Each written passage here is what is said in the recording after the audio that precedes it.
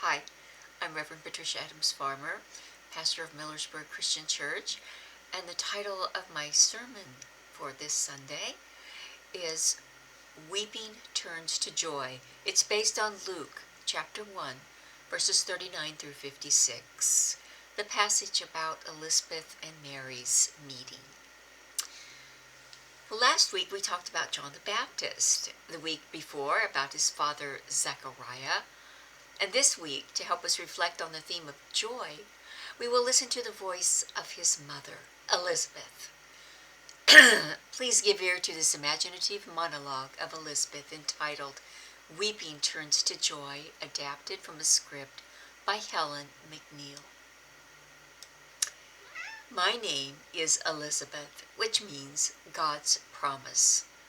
I am a direct descendant of Aaron, the very first high priest, and so is my husband, Zechariah.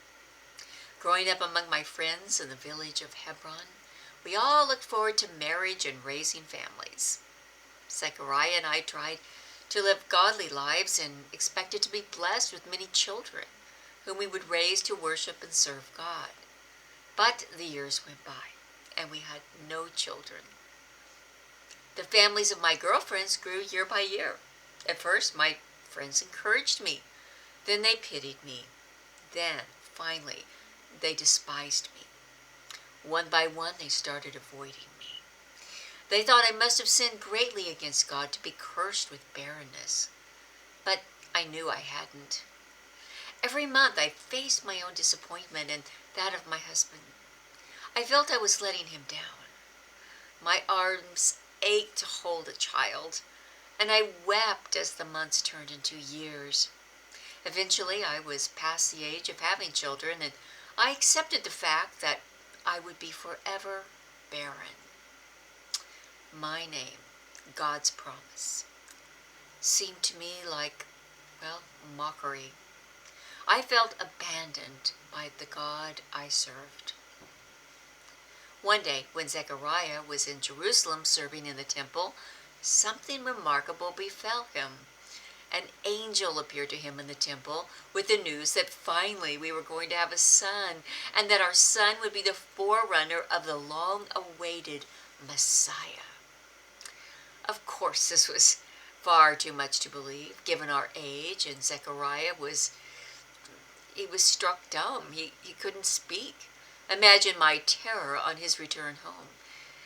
But once he made known to me in writing what had happened, I didn't know whether to laugh or to cry, so I did both. I laughed at the idea of pregnancy at my age. I obviously couldn't have a baby at my age, and so I feared Zechariah would be mute for the rest of his life. But when I started feeling sick every morning, my fear turned to joy. God vindicated us in the eyes of the people. Everyone knew that God had wrought a miracle in our lives. I was 6 months into my pregnancy when I had a surprise visit from my young relative, Mary of Nazareth. As she called my name, it felt as though my baby was doing somersaults in my womb. He was leaping for joy in the presence of the Messiah whom Mary was carrying in her womb. Mary and I were in this together, and my child was to announce that God's promise to the world has finally arrived. I think we can all relate to Elizabeth's joy, the anticipation of a child, especially one that has come about so miraculously and with the knowledge of her child's divine purpose. Her unborn baby, who would become John the Baptist, also leaped with joy inside her in the presence of Mary, who was pregnant with Jesus. The overwhelming joy shared between Mary and Elizabeth on their meeting ushered in Mary's song of praise, which begins with the famous words, "My soul magnifies the Lord, and my spirit rejoices in God my Savior." Joy is one of the signposts that tells us that we are in the presence of the Messiah. Emmanuel, which means God with us. This means that the Christian life is not one of misery, but of gladness, a kind of joy of spirit that must be shared and radiates out with open hearts to a broken world. But of course, these days, joy seems to be, well, on vacation. Many folks are isolated and alone and suffering from pandemic fatigue and grief. We are now entering a winter that, according to the CDC chair Robert Redfield, said will be the most difficult time in the public health history of this nation. Even with the promise of the vaccine so close at hand, this Christmas will undoubtedly be steeped in grief for the nearly 300,000 American families who have lost loved ones due to the pandemic, and the deaths just keep hitting new records every day. We often hear the term Blue Christmas, and it's important because so many do face grief at any given Christmas because of the loss of loved ones during the year. But this year there will be grief upon grief as the death toll mounts. And to add to the gloom, scientists and hospital caregivers are pleading for us not to congregate as usual during the holidays, as many hospitals are already at the breaking point. So, what can a message of Christmas joy be in these dreadful times? Isn't the talk of Christmas joy simply rubbing in the rebirth, rubbing in the grief, rather, of the time? Isn't it just cruel to talk about joy? Inappropriate?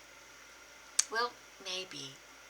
But perhaps if we think of it in terms of our first two candles, peace and hope, we can see that joy is part of our faith.